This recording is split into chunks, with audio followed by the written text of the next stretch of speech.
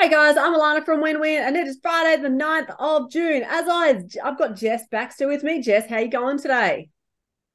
Awesome. Excellent. Any exciting things happen throughout the week, Jess, besides day off on Monday? Oh, just a beautiful long weekend and just loads of resumes, getting people jobs. My highlight of the week was probably we did a job jump starter for a client and literally finished his LinkedIn account, and about 5 minutes later he had a job offer. So that was the highlight of my week. I was so excited.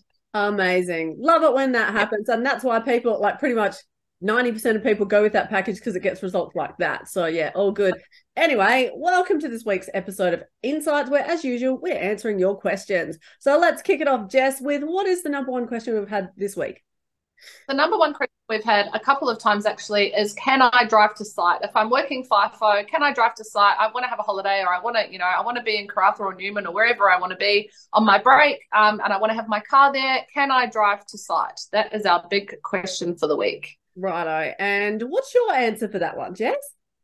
Well, I think if it's a drive-in site, it's a no-brainer. You can obviously drive. And I think most places you probably can. You may just have to ask for some type of permission to do it so that, yeah, so they know you've got your vehicle on site and that they know how you're traveling in and out. That's my thoughts. What about yours? Yeah, 100%. If it's a drive-in, drive-out site, like there are quite a few, you can actually drive up your own vehicle to site and you can use it as a tax deduction because you're getting on your way to work. I've worked at a couple of sites, Golden Grove, Sign or Civic Pacific, where people from who are locals, let's say for Golden Grove, they were driving in from Geraldton because it's not that far. It actually is a benefit for the company because they don't have to pay for your flights.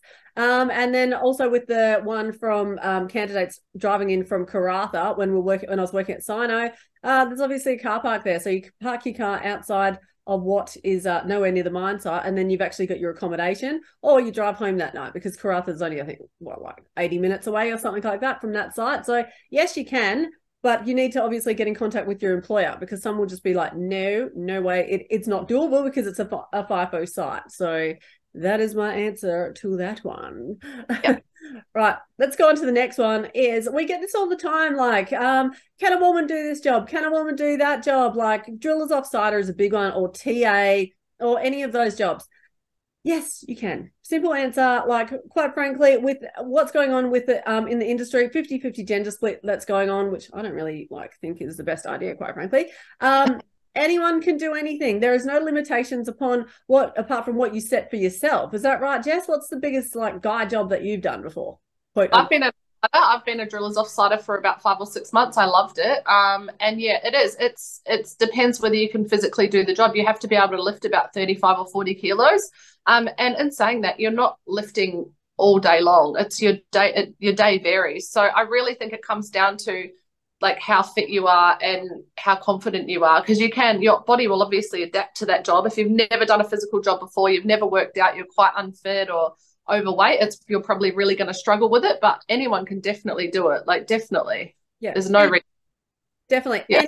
Any job. I've got mates that are riggers, that are scaffies, that are like rope access technicians, that are drillers, offsiders, that drive trucks, that operate dozers, loaders, graders, all that sort of stuff. So if you think you can do it and you set yourself up properly and you're given the opportunity, or you mentally create that opportunity for yourself, of course you can do it, right? It's just up to you. So if you need to improve your fitness to do one of those jobs, then that's what you do, quite simply. Like, it's not that hard.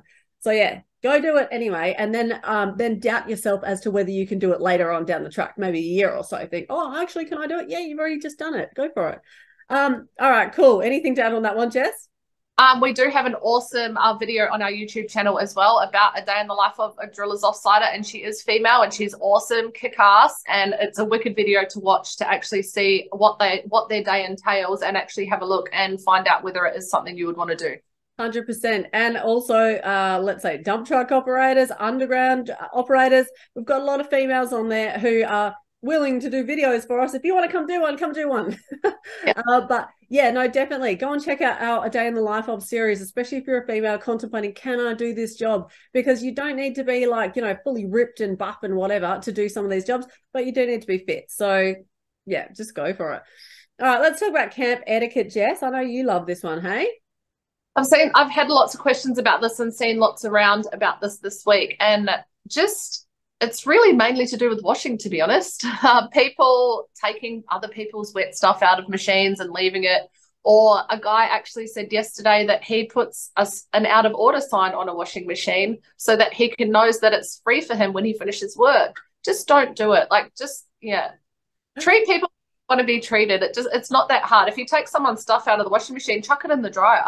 Yeah, exactly. And yeah, I've heard some people, yeah, but I don't want my stuff in the dryer because it will shrink. Well, go get it before somebody does put in the dryer for you. Like, you know what I mean? And if you're on site, just don't be a dick. Just think like, how would I want to come back from working 12 hours like in my shift and like, you know, have my wet, soggy, disgusting, stinky now laundry sitting there on the thing? No, like, you know, you wouldn't want that. So if you can, pop it in the dryer. It's not that hard. And yeah, like, just don't be a dick. Full stop. And the dryer, then hang something out the front of your room so you can hang your clothes out or hang them around your room while you're at work. Like, yeah, what is it, the old Chinese laundry with the yeah, I did that a couple of times. Yeah, no, 100%. Or how about this, right? I used to know some awesome cleaners, and I'd say, hey, do you reckon you could just whack it in the dryer for me? And you know what? Be nice to the cleaners, because the ones that are cleaning the laundries, a lot of the time they will actually go out of their way to actually like do your laundry for you, or they'll leave it folded on the washing machine for you, which is absolutely lovely. So be nice to your cleaners. If you see them, like, you know, make their day, give them a chocolate, buy them a drink, or buy them a like whatever at the wedding, and thanks so much for your service. You'd be surprised at how many cleaners actually do that, or just people like, you know, just nice people out on site who will actually just go out of their way and go, all right, cool, yeah, well, I'm just waiting for my laundry to dry, so I'll just fold up somebody else's. It's no biggie. Right, but obviously don't go through other people's laundry. Like, you know, you know who I'm talking to. You sickos. Anyway, all right, let's talk about another one. We get a question all the time on site admin roles. How do I get a site admin role? I've been working admin for 20 years. I cannot get my foot in the door, although I've got all these qualifications, all this experience. Jess, tell them why it's a hard job to get.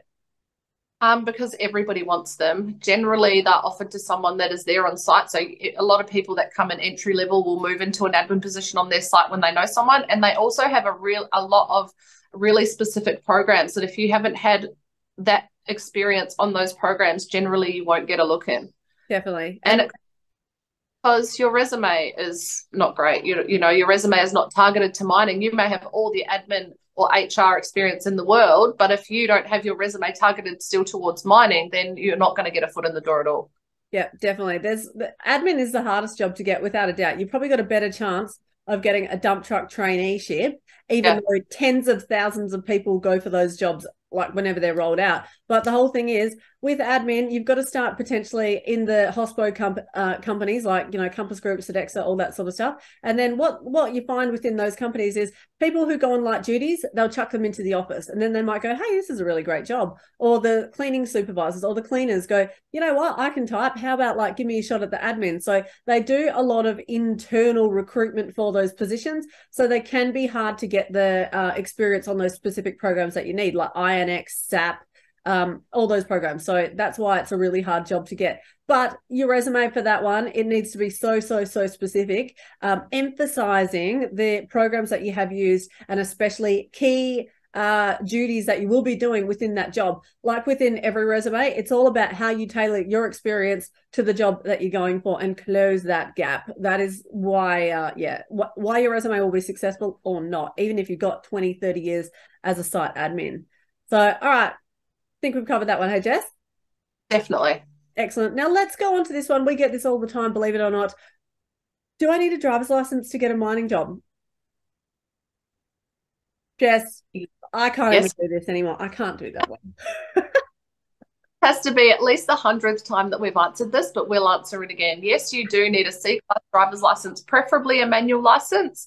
There are some instances where we have got utilities have got roles and they haven't had a license, but that's, you're literally in camp, you're in village cleaning, you're not doing anything else, you're not operating any LVs or anything. But overall, 99% of the time, you must have a C-class driver's license. Yes. Yes. For the love of God, please. It's not that hard to get. And a lot of people go, oh, I've even had, do I need a license, a driver's license to drive a dump truck? Like, seriously. Okay, yes, you bloody do. You need at least an auto license, right? So they're not that hard to get. Come on, people. Like, seriously. Like, is it that hard to get jobs? No. Just Can't be plates, it can't be L plates, it can't be an extraordinary license. It has to be a C class driver's license. yeah, definitely. Just please go get it. It's not that hard. And you know what? Once you get out to the mining industry as well, you're going to find a ton of amazing jobs out there that you might think, oh, maybe I'll take my career down that path later on down the track. And guess what? For that job, there's a high chance you're going to need a driver's license. So just please go get it for the love of God. Oh my God. Right, Jess. Any other questions from the week?